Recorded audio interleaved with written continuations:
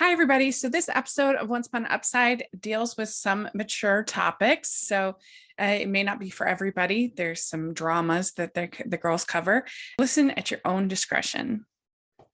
Hello, everybody, and welcome back to Once Upon an Upside. I am back after a bit of a hiatus to talk about some more Uptv movies with you. And I'm Jess, your host, and we have Cammie with us today. Hey, everybody. It's been a little while. I'm glad to be back. Yeah, so these movies are a little different. The first three were more faith-based spiritual films. They're airing, I believe, around the time of Easter. And then our fourth movie is our traditional fluffy rom-com. So we have some different movies to talk about today. All right, so we can dive right into the first one, which is Run the Race. And summary for this one is, against the backdrop of high school football and track, two brothers in a small southern town face escalating problems with two different worldviews, straining but ultimately strengthening the bonds of brotherhood. All-star athlete Zach Truitt finds glory on the high school football field, working to earn a college scholarship and a ticket out of town. When a devastating knee injury forces Zach to the sidelines, his brother laces up his cleats to compete in track and field. This one stars Tanner Stein, Chris Palaha, Evan Hofer, and Kelsey Reinhardt. And unfortunately, Christopher Palaha is not playing a lovable character like we normally see him. Oh my gosh. Okay. I'm an actor, right? So I know perfectly well what happens when different actors create different characters, but I swear this took me back to the first time I watched Carrie Elwes play a villain. Carrie Elwes was Princess Bride, right? And he was Wesley, and that's all I had ever seen him in. And he was the romantic, and he was the hero, and he was amazing with a sword. And then I watch him in the live version of Jungle Book back in the 90s, and he's a villain. I'm like, I had deja vu watching Christopher Palaha play a drunken father. I'm like, what? Oh. Yes, it was quite the shocker for sure. Shock to our systems. Now we'll just have to go watch like Mystery 101, after this, and we'll we'll find the Chris Palaha we know and love. Right. But anyway, so we have these two brothers, Zach and Dave, and so they're very different. So Dave is more like the responsible brother. He goes to church. He's very well mannered. And then we have Zach, who doesn't really believe in God, and he kind of likes to party and do his own thing. He's all about football. So we have these two brothers, and they both kind of have this strained relationship with their dad, although Dave is a bit more forgiving and like willing to give him a second chance.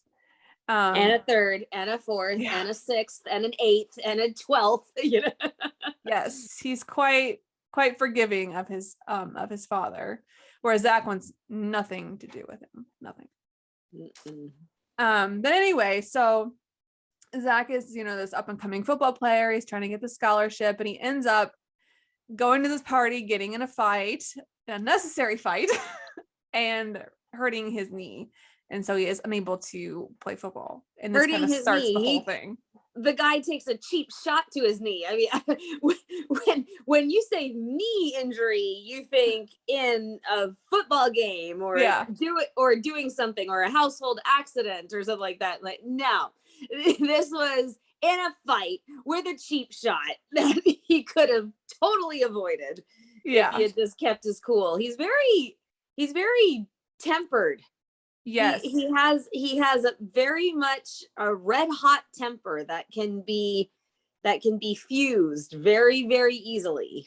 Yeah, he's quite reactive. He lets this guy taunt him, and he could have just easily like let it go, but he's like, no, I gotta engage, and it starts this whole thing, and so he ends up not being able to play football, and this really is devastating to him because like to him football was his ticket out of this town and out of his situation. Like they're right. I think they're taken care of by like a nanny or something, so they don't their mother's their mother was dead, right? And Their then- mother is dead. Yeah. Yes. She died And- of cancer.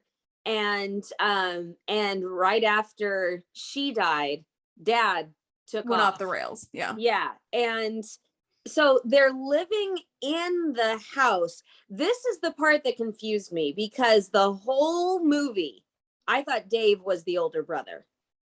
The entire movie, I thought Dave was the older brother. And then at the very end, he says, "It's weird to be saying this about your little brother." I'm like, wait, what? And so you have these two teenage boys living in their family home. They have jobs at a grocery store Mhm. owned by Nanny, who is their godmother. And yeah, I But mean, otherwise, they're yes, basically unsupervised for the majority of the movie. they're completely unsupervised. and they're in high school, so they're underage. Yeah. And I just went, where is CPS? I know, and like, how I are they don't know paying for how- everything? I guess I don't maybe know how Nanny they is got- helping. Wait, sorry, what was that? I was like, well, how are they paying for everything? So I'm assuming their nanny was helping, or maybe Dad was Yeah.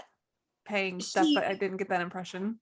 Well, she said that she would pay for anything their insurance didn't cover with the knee surgery, but how do these two have insurance when they're high school students? And I don't know exactly how they were managing. I don't know how they were able to stay where they were, unless just because it was a small town and it's one of those things where everybody knows what the situation is, so Yeah. it's okay. I don't know. Yeah, I did feel like there was some like holes in the story, like where I just was confused about things. Like one thing is, so we know that because Zach, hurts his knee, he can't do football, and it ends up transitioning into Dave doing track. But Zach is training with Dave this whole time. So I'm like, if his knee is hurt, how is he able to run but not play football?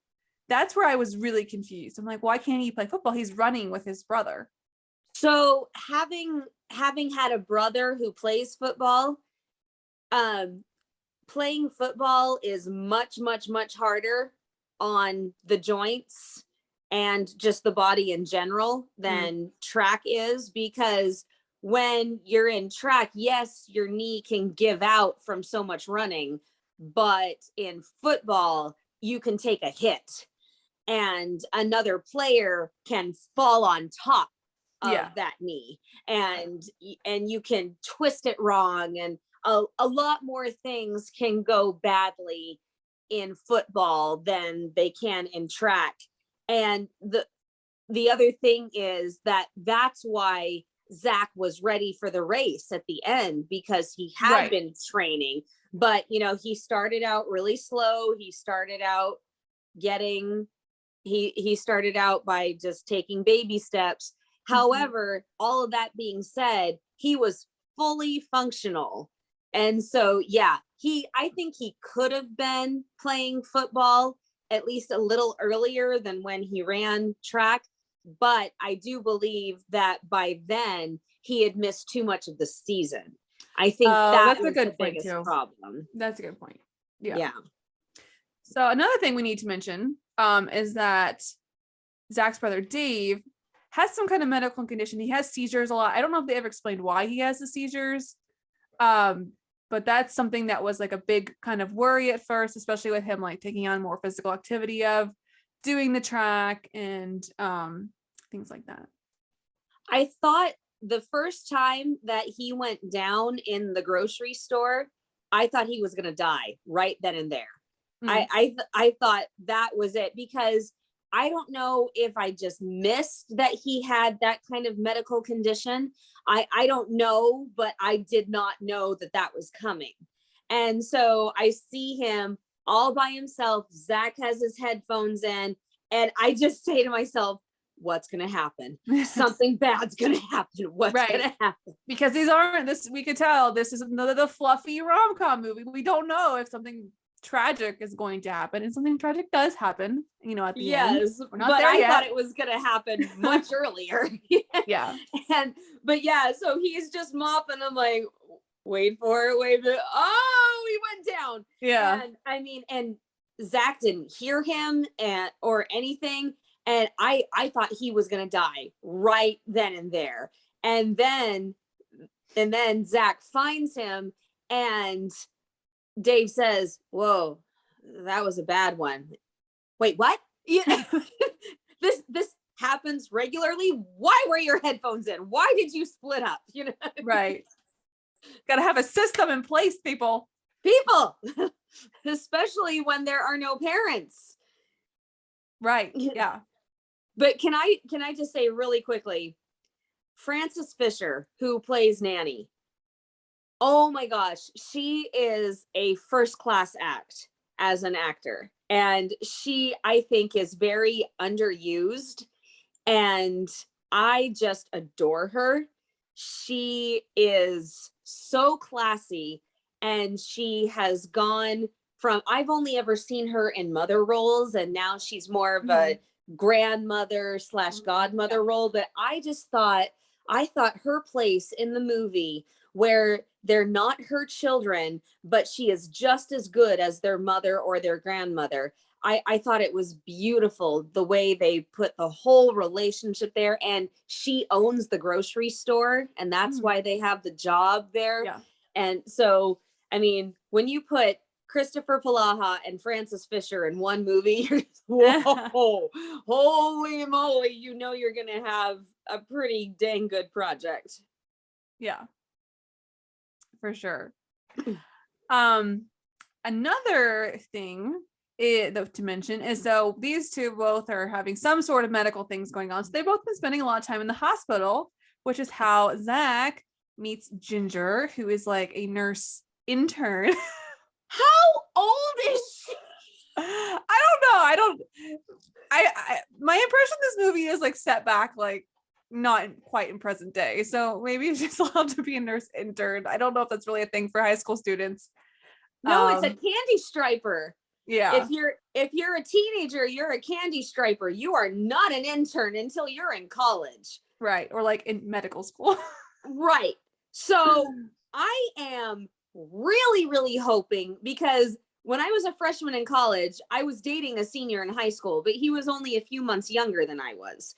So I'm really hoping that was the case, because I could not make, that was one of my only problems with this movie, is I could not tell how old people were. Like, how old are you? How old are you? And how old are you? What? Yeah. So what was your guess? Was she 19? Was she 20?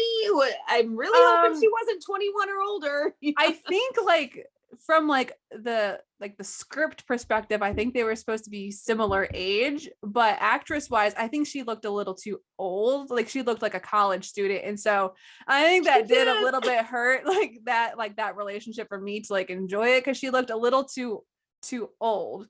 Not like old, but like, you know, she looked like a college she looked student. too old to be his girlfriend. Yeah, when she comes into the room and he starts asking for her number, I mean, my first gut reaction was, ew. Right. He's such a flirt. He's kind of got that player attitude. So I think that was a little bit of a sticking point for me, where like I didn't quite get on board with their relationship. It just didn't quite work for me. There were a couple of times when it was cute, that once I got used to the idea, I'm like, okay, I'll back this up now. You know? Yeah. Yeah, but as he starts to see her, and also like kind of through his brother's influence, I think as well, like he starts exploring the idea of faith.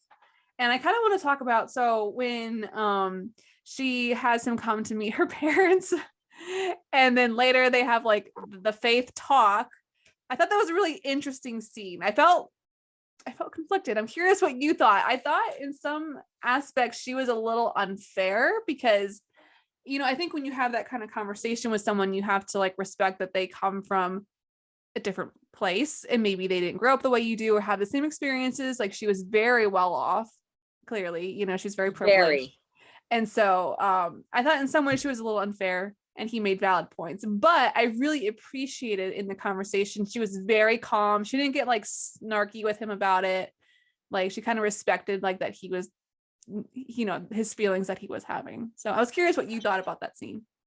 Well, the funny thing is, I've never been serious with somebody who wasn't of my faith.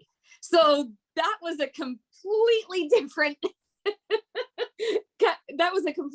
kind of experience. I mean, I've witnessed that kind of thing before, but very rarely, and I've never experienced it myself. So that would take some very deep digging to, you know, to get that kind of thing. However, I did think that she knew who he was. Mm-hmm. She knew where he came from.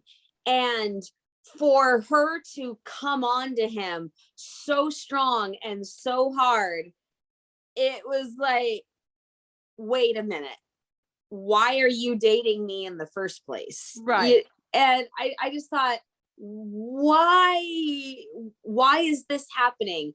And I thought that his parents were very fair to him. You know, he was compelled to be honest.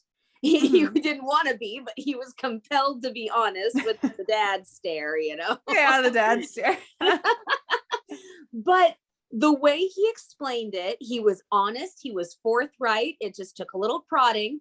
And then the dad really relieved a lot of his internal suffering, I think, by saying, you're not the only person at this table who has had their faith shaken.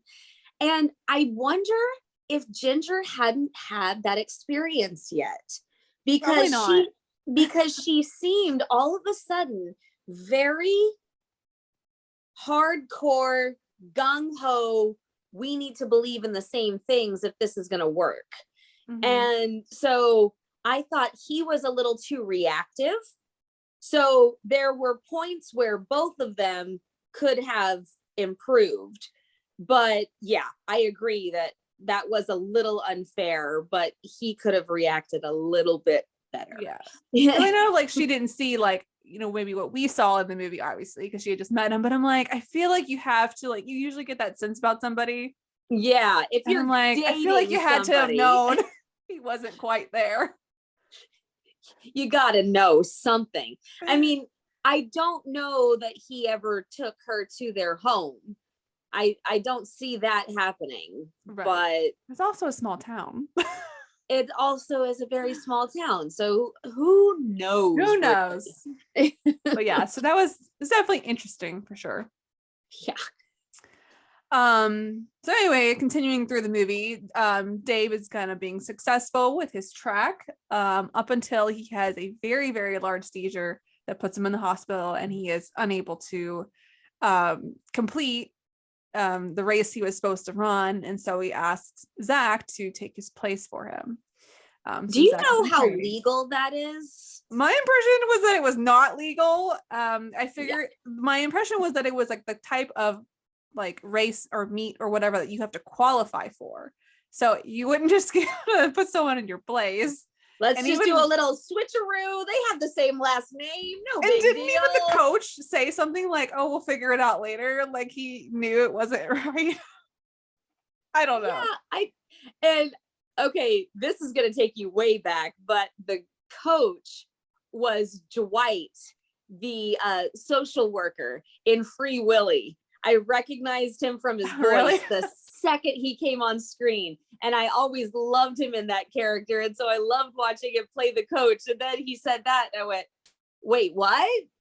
Okay, I'm not an athlete, so I don't know exactly how all that works, but I'm pretty sure that a lot of competitions are the same as others. Now, if it was a team, then you could just consider Zach an alternate. Right. But that's not what it appeared to be. It appeared that he was running the race as himself for himself. Right. So I don't know. Some possibly illegal race swapping going on here. Gray area. He's gray area. Creative license here. But anyway, so, through kind of some of these experiences, Zach has started to be more open to faith. I think he even prays at this point. He's maybe praying, or Yes, at least opening the conversation. Running. Zach has another really intense, or Dave has a really another intense seizure and basically dies while Zach is running the race. And it was a pretty emotional moment.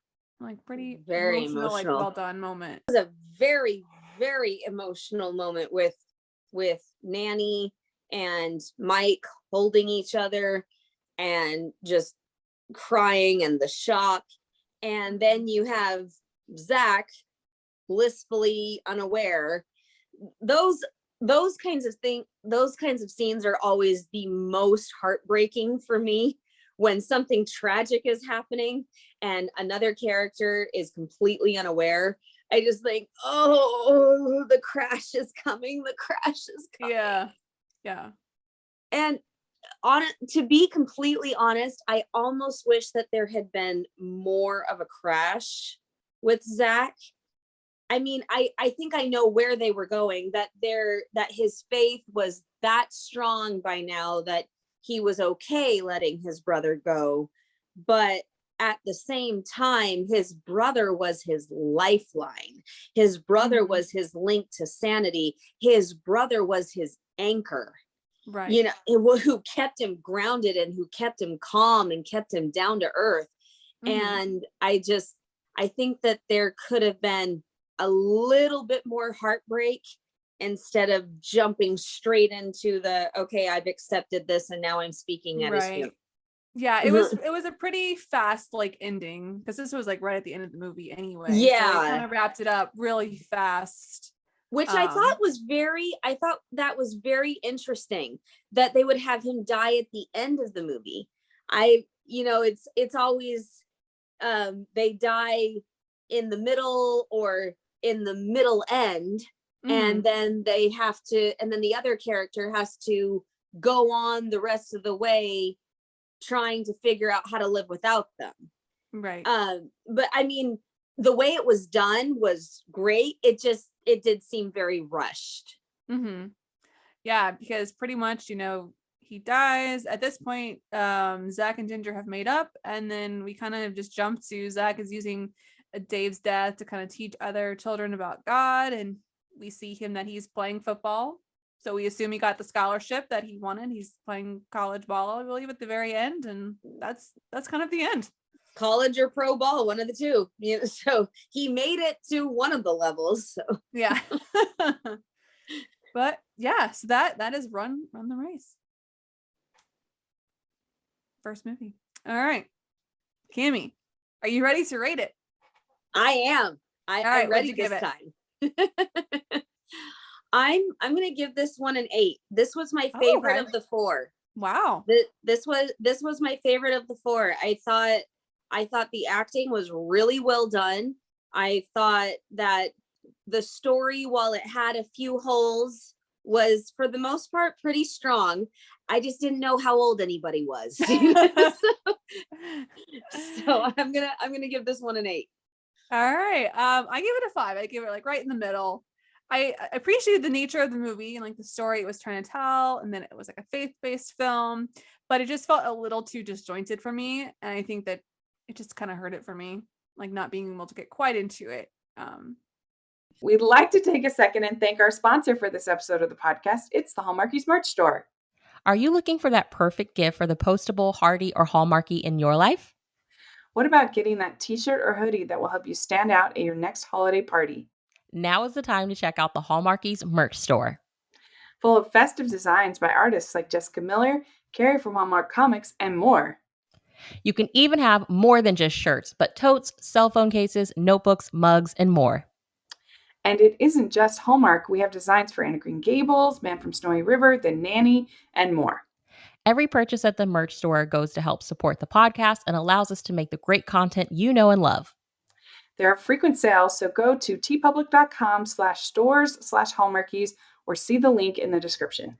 That's tpublic.com/stores/Hallmarkies. All right, let's move into our second film. And in my opinion, the most interesting film of the four, Faith, Hope, and Love. And this one is about recent divorcee Faith enters a dance contest to save her dance studio, where she meets Jimmy Hope and rediscovers her faith and dreams. This one stars Beta Murgatroyd and Robert Krantz, and Natasha Bure is also in it as well. That's not the storyline. Kind of is. It's just it's taking a few liberties. So I want to say right off the bat, though, I appreciated that this movie about a dancer features a real life professional dancer. Thank you. Yes. I hate when movies like, here's a musician and then you never see them really playing because they're faking it the whole time because they can't actually play music or something. So I appreciated that we got to really experience the dancing of this movie because she is a real professional dancer. Yes, she is. And you can tell. Yes. I mean, not only do they feature the dancing, but the way she moves, there is no doubt about it. Right. So so this one starts off with we have the father, Jimmy Hope, and he has two daughters, Gia and Demetra. And Demetra takes dance lessons at this woman's studio. And there's I was really confused on the whole setup of what was going on. But there's sort of this fundraiser thing that leads to this dance competition. So the competition is pro schmo. So it's kind of like Dancing with the Stars, but not at home. Famous people. What was that?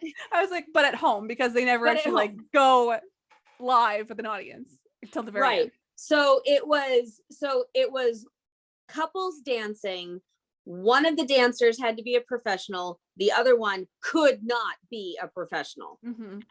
And so then they take the best dance that they have, they send it in, and then the finalists are chosen from there. And then they all come to the final competition to see who wins. Yes. So he ends up being able to, he competes against one other person for the spot, but he ends up getting in, and they sort of start the training process. All the while, he's also got this work drama going on because he's his boss wants to let him go because he's just not focused and not really performing. Played by Corbin Burnson. Awesome actor. Yes. Sean's dad for the Psych fans out there. Yes, that is true. And so his boss ends up giving him one last chance for this, to do a advertising pitch for this company. It's a it's a dating website. Yeah. Yes. Called yes. Soul to Soul, right? Yeah. So he is working on that while he's doing this whole dance thing. I feel like one of my biggest issues with this movie is I felt like it almost focused too much on the dancing, and I felt like the storyline kind of got lost in it. But I did like the dancing. I just felt like the story didn't quite mesh with the dancing. Did you feel that, or was it just me? Well, it's funny that you should say that, because I remember watching this movie on Netflix years ago. Oh, really? Yes. And so this is the first time that it's premiered on television. But yeah, I remember watching it years ago. And I thought kind of the same thing. I thought, is this a faith-based movie or is this a dance movie? And I completely appreciate them trying to mesh the two. I think what they were trying to do is make the movie more mainstream while still keeping it a faith-based movie. Yeah. But that is incredibly hard to do. And so it's just, there were a few too many lavishly out there characters for me. Yes. That I was like, okay, let's yikes. Yeah. I feel like this movie was a little all over the place. It didn't quite have a focus, but at the same point or at the same time, I think they had good chemistry, and I was They surprised. did. Usually when a movie is this unfocused, the chemistry suffers, but they had really good chemistry. So I give them props for that. They did a good job. Yeah. I mean, the whole dances moving close, but they never kiss. That was my very bad attempt at Australian. That's my hardest accent. Anyway, but the whole moving in close but never kissing, and then it happens only twice, and that they're right there and they stay right there. I mean, that was some steamy work right there. And I thought, okay, these two have it down. And I don't know if the man who played Jimmy has any dance experience, or they just got him because he could move decently. I don't, because he's supposed to be the schmo. Right. You know, he did a really good job. He was fabulous. That's what I mean. So I don't know if he has a background in dance, or if he could just move really well and then they taught him from there. I don't know. But the chemistry buildup and the way that they integrated the chemistry into the dancing, that was something I really, really appreciated. Mm-hmm. Yeah. And so this one also has some faith elements. They're not quite as like direct, I feel, as like the previous movie. But it also was more naturally integrated because she was spending more time with him, and like so she would like show up at his Bible study or whatever, like, hey, guess what? And I have that one scene where she shows up and says, we did it, and the old lady was like, looks like someone's having a baby. And Ed Asner, well, I'm Fred Astaire, and this is Ginger Rogers. You can't say married anymore. You have to say dance partner. So I really thought that was really funny. Oh, it was. You're right though. There wasn't as much of a push because it was the way he lived his daily life. It was the way he always was.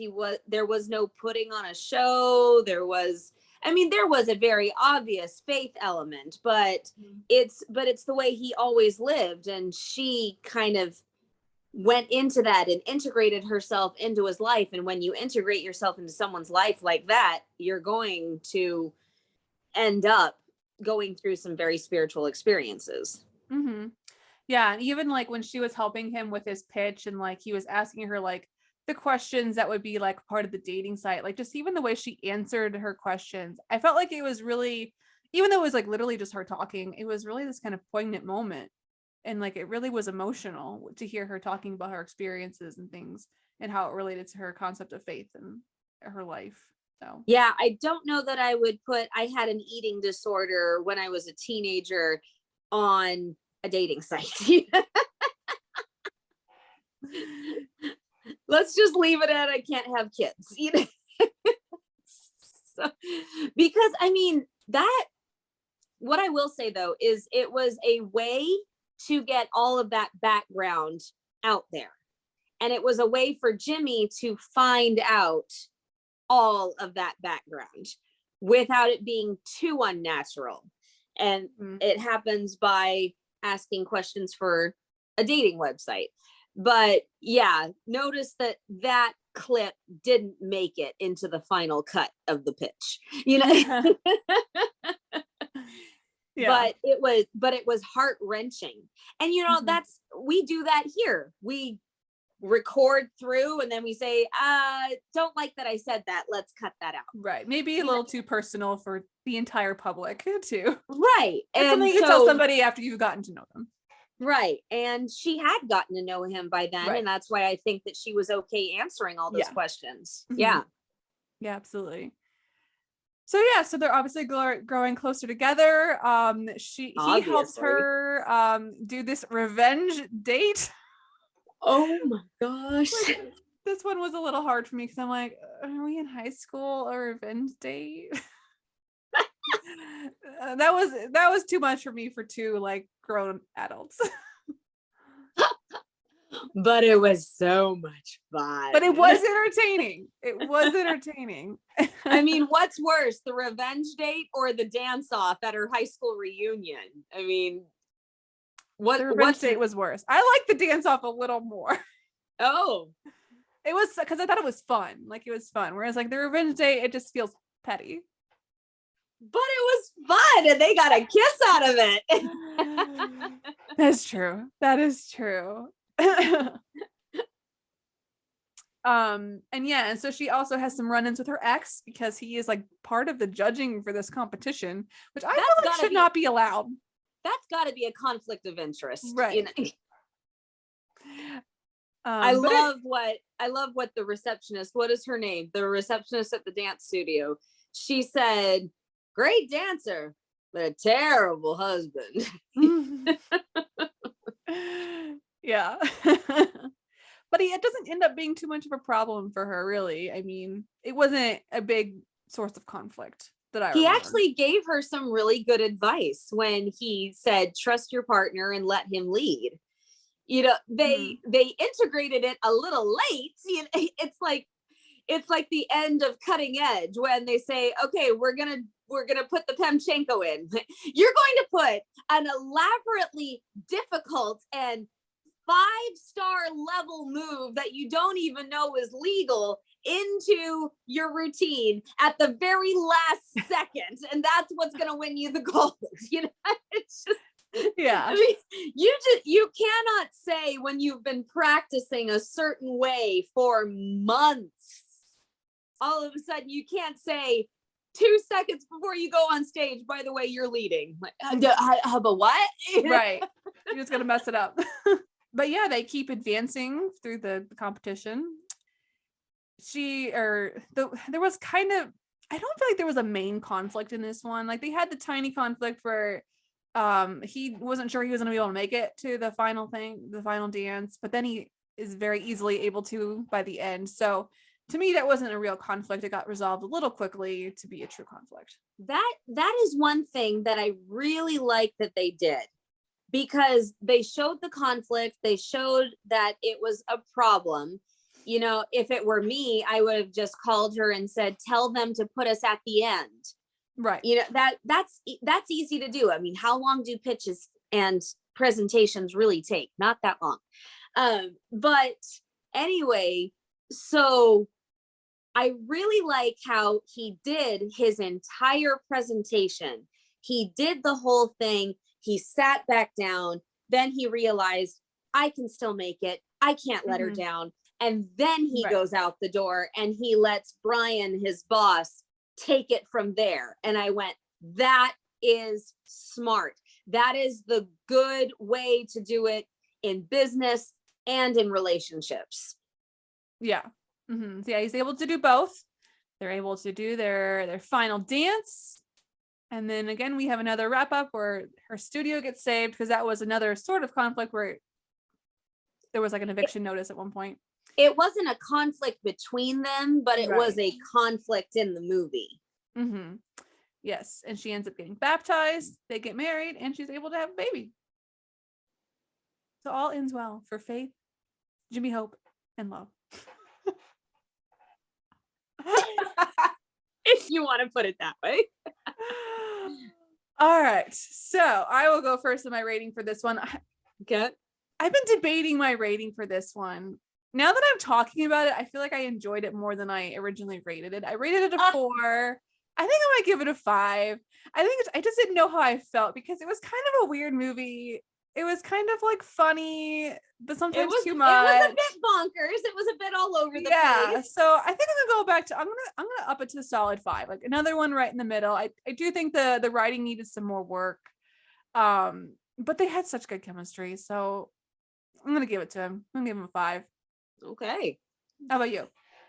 I'm gonna go a 7, because I mean, nobody knows this. It's the best kept secret on the podcast, but I really dig chemistry. Shocker, no right? way. Yeah, I know. Chemistry is so important for me. And the fact that she was a legit dancer, that is huge. Yes. And that the dance, what if you're going to put a story around that, it was very featured. And I just really like how the dance was focused. So the difference between them was very featured, because we don't know if the actor who played Jimmy was a professional dancer or not. I don't think he was a professional, but he could have just been dumbing down his skills. Yeah. So yeah, you really saw him make the journey from terrible, and yeah, he can move better than what's his name, Hog, you know. Yeah. But and just take him from there, the lesser of the two evils, to a very decent dancer. And then the chemistry was fantastic. So yeah, I'm gonna go with a 7. All right. We'd like to take a second from this episode of the podcast to celebrate our sponsor of this episode, and that is the Hallmarkies Patreon. Do you love Hallmarkies podcast? Do you want an inside scoop into what happens on the podcast? Do you want early access to episodes and loads of cool perks? Now is the time to become a patron of Hallmarkies podcast. By becoming a patron, you get to access our patron Facebook group. You can request episodes or even be a guest on the podcast. And most importantly, any patron can join our monthly movie watch-alongs with stars like Paul Campbell, Natalie Hall, and more. It's as low as $2 a month to join in and become a special part of the Hallmarkies family. Please consider, and we will love you forever. Go to patreon.com/Hallmarkies. That's patreon.com/Hallmarkies. Next one is Small Group. And this one is about a documentary filmmaker who infiltrates a small church group to document how imperfect people live for Christ. When his producer gets angry and exposes him to the church, the director has to deal with the repercussions. And this one stars Sterling Hurst, Emily Dunlop, Matt Chastain, and Derek Gilliam. So this was another interesting one. And I felt out of the 4, it felt like the most professional movie. Like it felt a little more well done. I don't know. You're giving me a look. I'm sorry. I just disagree. It was bonkers for me. That out of the 3 faith films, it seemed the most bonkers. You know, it's going here, it's going there, it's going everywhere, and the characters were very caricaturish. You know, they were, but I think that was the point, and that's why I liked it more than the other ones, because I think I saw more of a vision of what it was trying to do. And I think I saw it kind of almost as not quite a parody, because I think they weren't like trying to make fun, but they almost were poking fun in a way that they see like, this is how Christians come off sometimes to people. And it was really over the top, but I felt that was an intentional over the top. So I liked it. I think this is the one we're going to disagree on. It's a little bit, yeah, but it was a little. I mean, I realized that's what they were trying to do. It just was a little too much over the top for me. And when Ballard took the 3 of them out for dinner, when they're still considering whether or not they should stay, I swear they inserted pig noises in the audio. When he's scarfing down his food, I'm like, no, there is no way that those noises came from that man's mouth or his nose. I swear they put pig noises in the audio. You know? I didn't even notice. Maybe I'll have to go back and listen. I did. Yes, but backtracking a little bit. So we have Scott and Mary Cooper, their daughter Casey. They're moving from California to Georgia to do this documentary. The initial problem is that Scott is like a true documentarian. Like he, you know, people know he's doing a documentary when he's doing it. And in this case, this producer wants him to go undercover to expose the Christians, you know. Yeah, he doesn't do things without people's consent. Right. Which is a really, I mean, he's not an overly religious person, but I felt like he was a real moral person. Right. And that went completely against his conscience. Mhm. And it just shows, especially with how broke his family was, and they had just made this big move and all of that. Right. It just shows how very powerful money can be. Yeah, because they were pretty Money, desperate. They yeah, didn't they have were. any money. Yeah, they had no money, and money is a very powerful weapon. Mhm. And Ballard knew how to use it. Right. And he kind of tried to make them feel better, like, oh no, this is just to get like the authentic picture. Like he made it seem like, you know, it was gonna be for their benefit. Like They're gonna change group. our minds. Right. But we know as the audience, we no, know. he's just throwing them a line. That's Oh, not yeah. what he wants to do. And I feel like that was very apparent through the whole thing, that like whenever what was that one dude's name? I forget. Shane. The guy who was like always making these ridiculous jokes. Like you're gosh. oh yeah, we know they're gonna use that, you know, Oh gosh. out of context. Shane, I did not know what to do with Shane. He kind of annoyed me. I will admit. Ah! I didn't say the movie was perfect.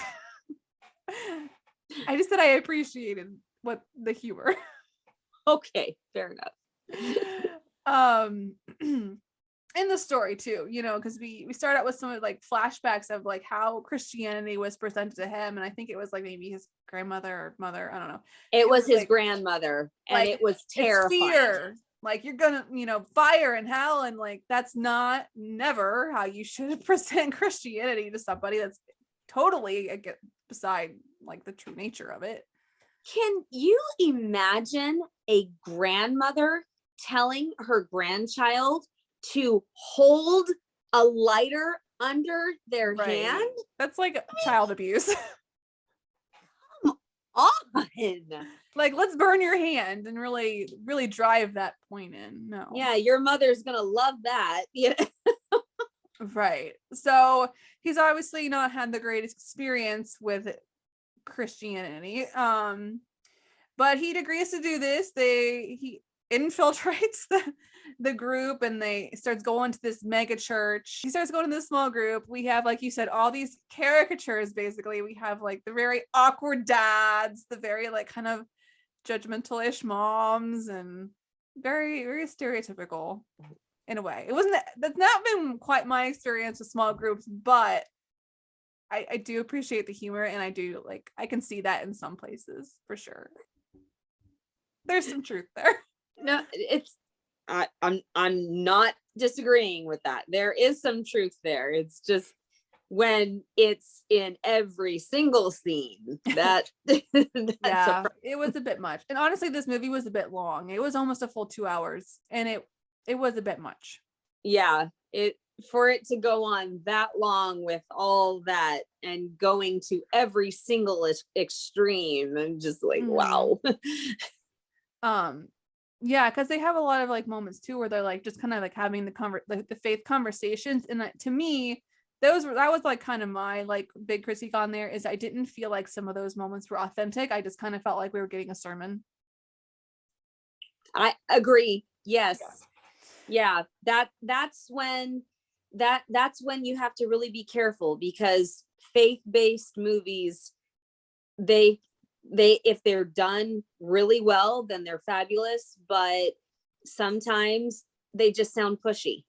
Mm-hmm. And like they're trying to drill this into you. And there were several times I'm like, hey, we're getting to the drilling side here, guys. Yeah. Ease off a little bit. Yeah, I felt that way after I think it was after Mary loses her baby, and the friend was like trying to like talk to her about stuff about like grace and suffering, and I'm like, yes, like you're not wrong, but she just lost her. Like you just need to be there. Like you just need to listen to her. And I think that's that is something I think we can kind of critique Christians on, is sometimes like they just want to like, God's got a plan, and like kind of throw out these platitudes, but like sometimes you just need to be there and like sit with someone in their suffering and don't try to fix it. Like just be there for them. Yeah. Don't make it a moment. That was actually one thing that I appreciated, was that her friend was, her friend fell asleep at the bedside, at the hospital bedside. Mm-hmm. She was there and she was staying there.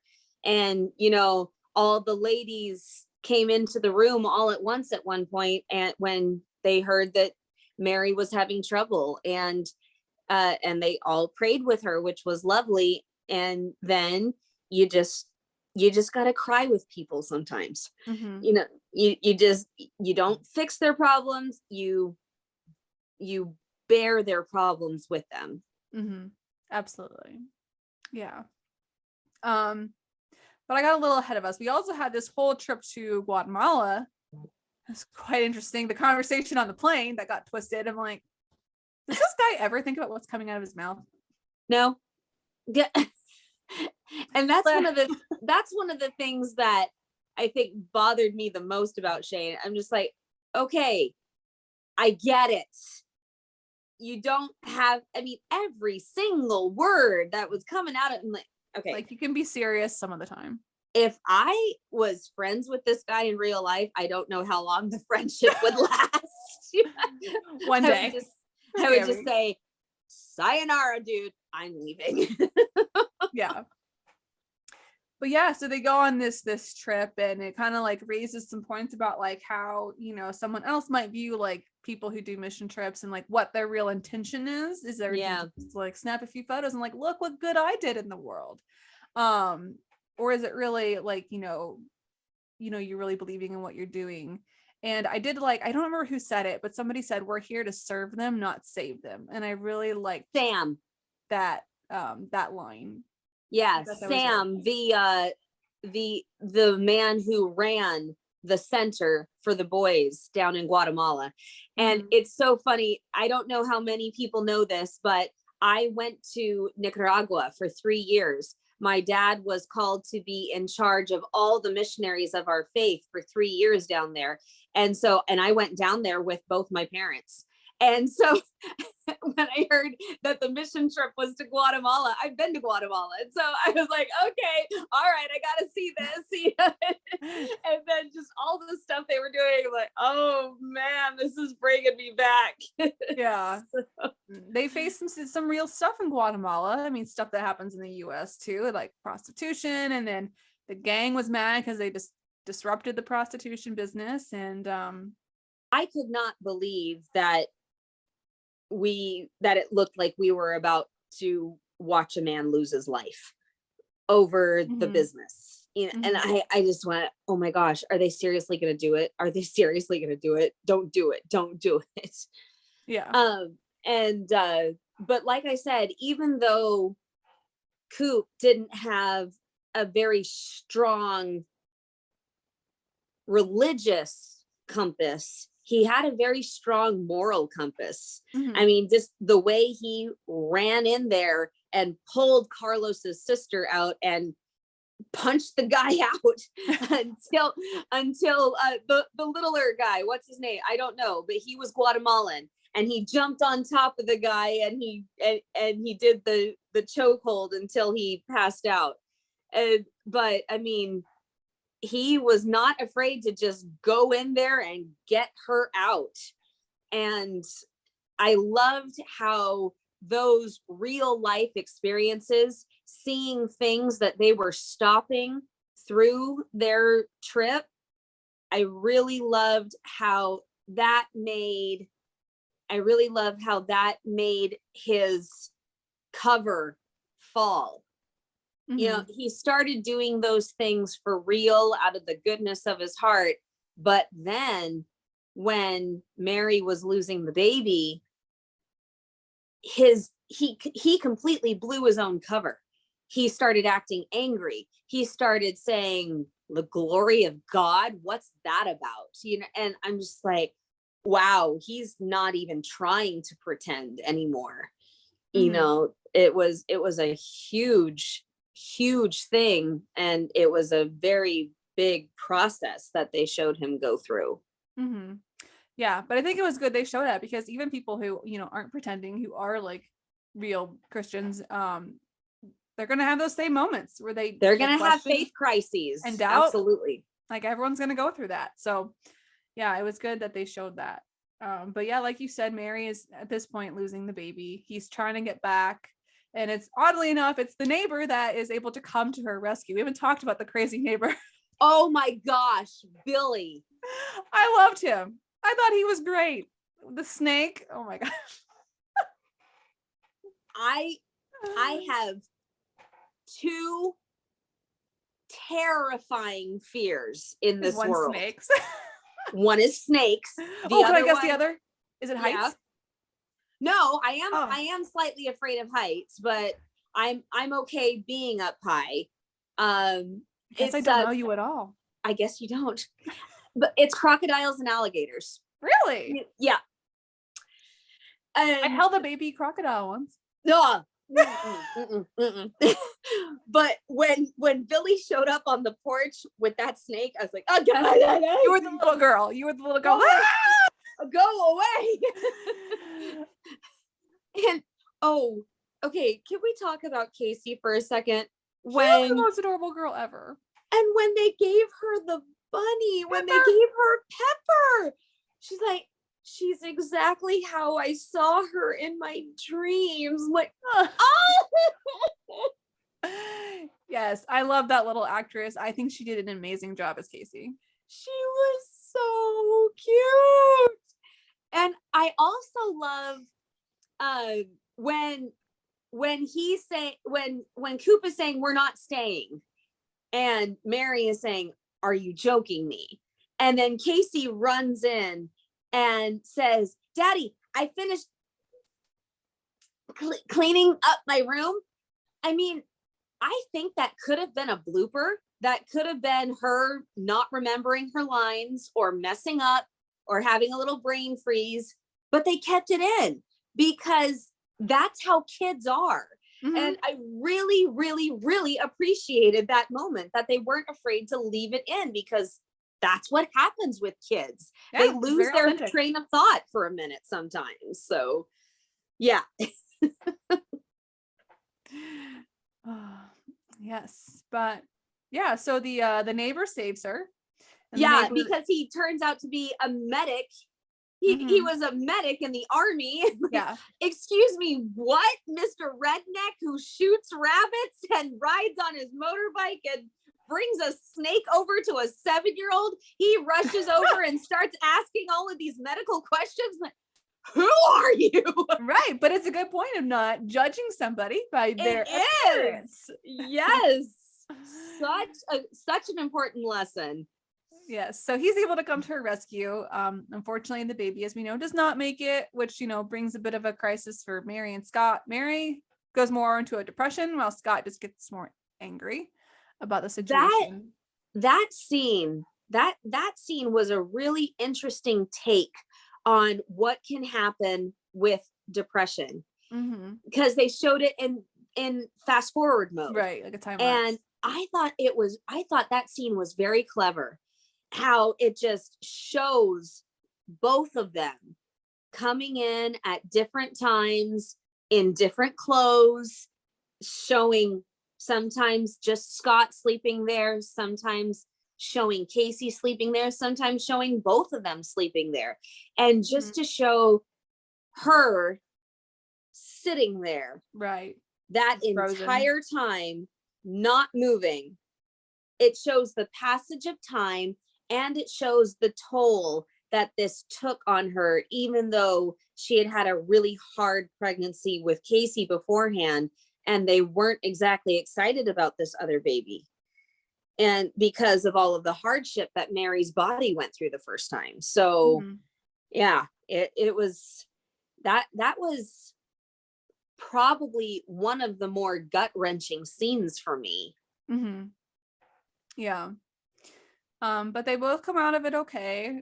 He finishes his documentary, but unfortunately the producer, as we have seen it coming, twists it all up. And so Scott kind of remedies the situation by going to the small group and like, let's just talk about this, like kind of a very, very like mature response. I think like he just like, let's just talk.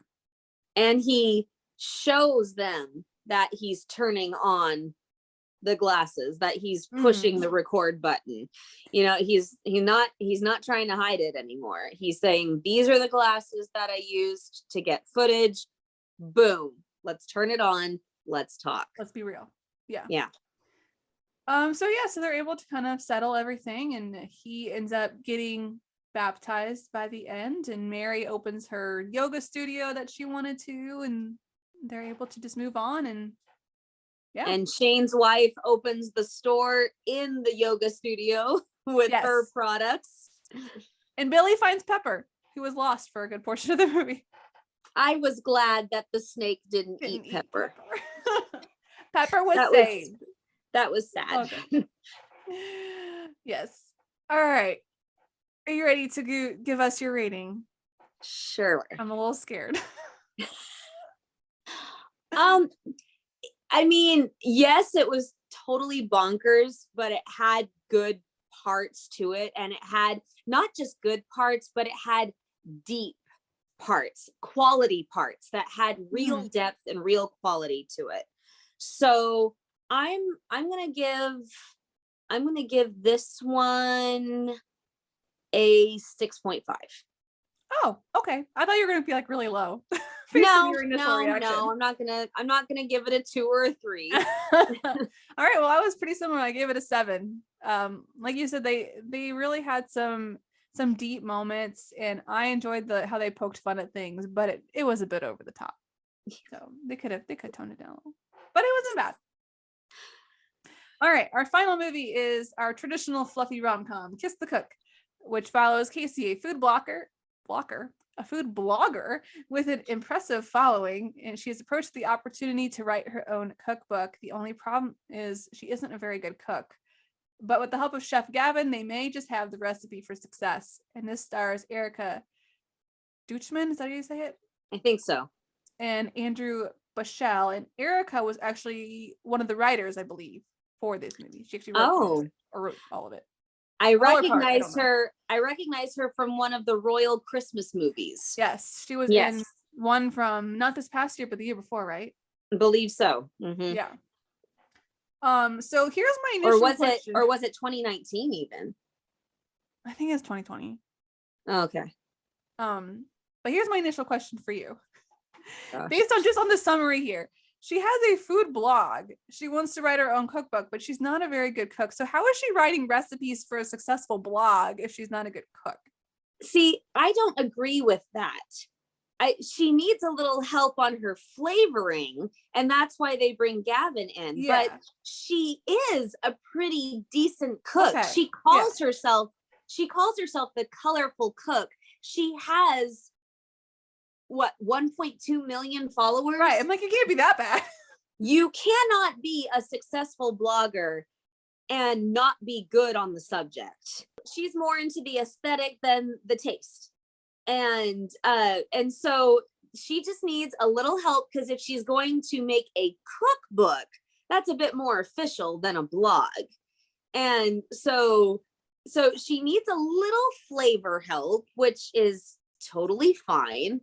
And he's a chef, so you can't get much more amazing than that. Mm-hmm. Yeah, and he's a very good chef, and he wants his own book deal too, but he's just not well known enough, I guess, for that to be like a reality right away. So that's why his Leo kind of meshes them together. Yeah, well, and his restaurant shut down because it lost so many customers from one bad review. Okay. When they said the name Francois and then a completely American man comes out, did that throw you for a loop? Oh, a little bit. I was like, why? Maybe he changed his name to Francois because he felt like it sounded more chefy. He's a food critic. At least that's more food related. I don't know. Yeah, like more of an expert on food, maybe. Yeah. Makes people believe. Maybe he likes to review French cooking, so he has to sound like he knows what he's talking about. I mean, at least it looked like he was a food critic. Am I correct in that? I think he was, because his review of Gavin's restaurant was the reason, or part of the reason, that it went. Yeah, so at least he was a food critic. Yeah. But yeah, so Gavin and Casey, they kind of clash right off the bat. Well, of course, because they both want it their own way. Right. Yeah. They're both very kind of strong-willed people, and they end up doing this like cook-off, and he gives her some like pointers, and then she's like, oh no, I can't do this, I'm not a good cook, and da da da da. And yeah. He has to remind her, like, no, you're fine, you just need some refinement. Which we all need in all of our fields, you know, in any given field. Yeah. And so he kind of like takes her to this farm and like starts to teach her some things, and they just kind of like experiment with things together as they're like building this cookbook. Like he shows her, which I couldn't believe she didn't know, like how you can get colors from food. I was like, is this common sense? I mean, she's a blogger, not a chef.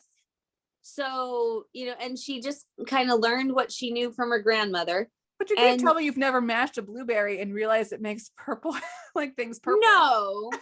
No, I can't tell you that. But, you know, when you grow up using food coloring, you don't think of using anything else. You just go straight to the food coloring. Mm-hmm. Yeah, and they experiment with edible flowers as well. All kinds of fun stuff that goes with her coloring theme for food. What did you think about these two chemistry wise as they're doing all this stuff? Half and half. I was on board with their chemistry about half the time. Yeah, I think I would agree. I really loved Gavin. I really like the actor who plays him. I would like to see him in more. I felt her character came across a little over the top and just kind of ended up annoying me more so than not. I would have to agree slightly. Yeah. However, she looked fabulous and floral. You know, yes, she did. That white floral dress when she was with Uncle Leo trying to fix the whole kerfuffle with the copyright of the book and Francois stealing the legacy and the story behind the food. That white floral dress was gorgeous. And the floral dress at the end of the movie, while not my favorite, she still looked pretty good in it. So yeah, floral is definitely a good look for her. Yes, yes, definitely.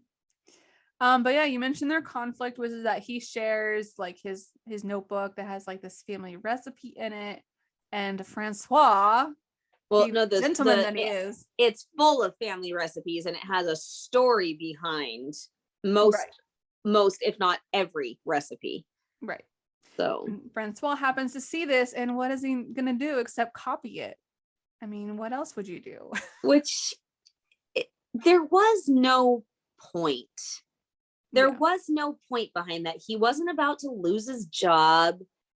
I mean, it would have been much more beneficial for Francois to read that and say, oh, I should think of a story that I should think of a story that comes up in my brain when I think about food. Right. Like take it more as like an inspiration.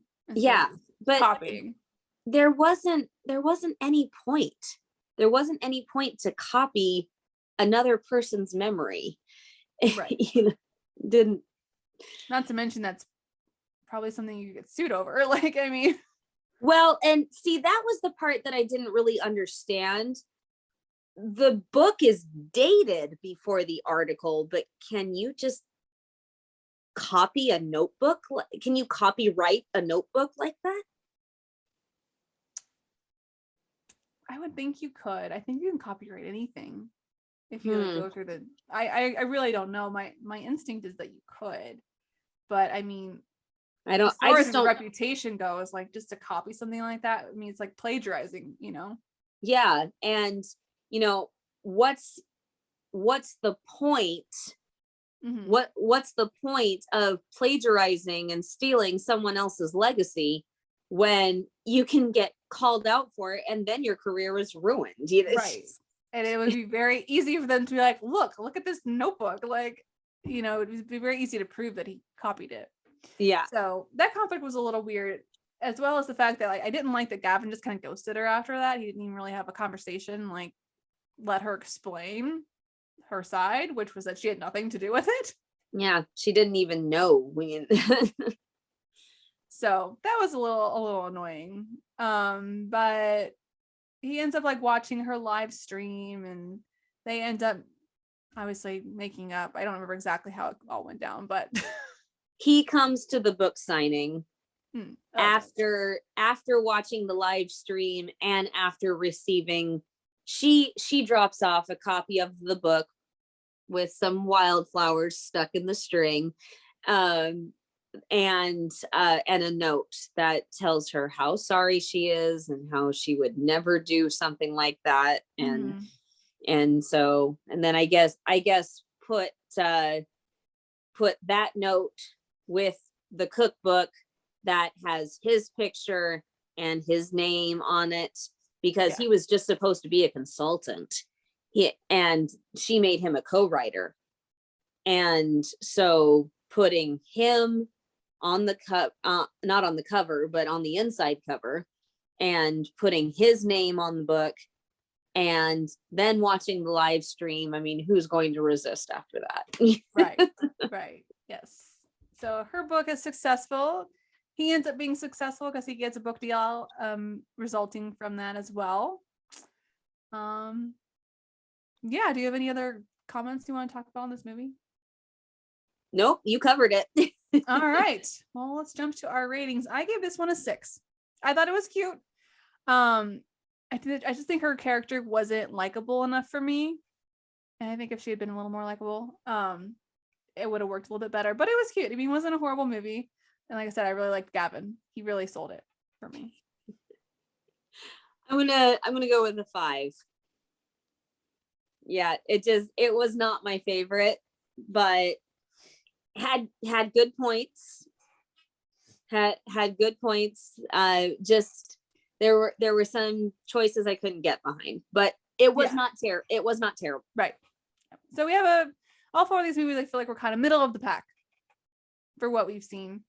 But I think we have some good looking ones coming for May. So we shall see.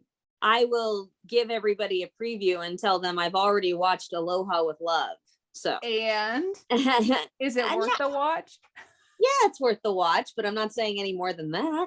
Oh, Kimmy, you tease. Yes, well, I guess now we all have to go watch it and see for ourselves. But we'll be back for next month to go over the May movies. And be sure, of course, you're following us across all social media, Hallmarkies Pod or Hallmarkies Podcast. And Cammie, where can people find you and your loveliness on social media?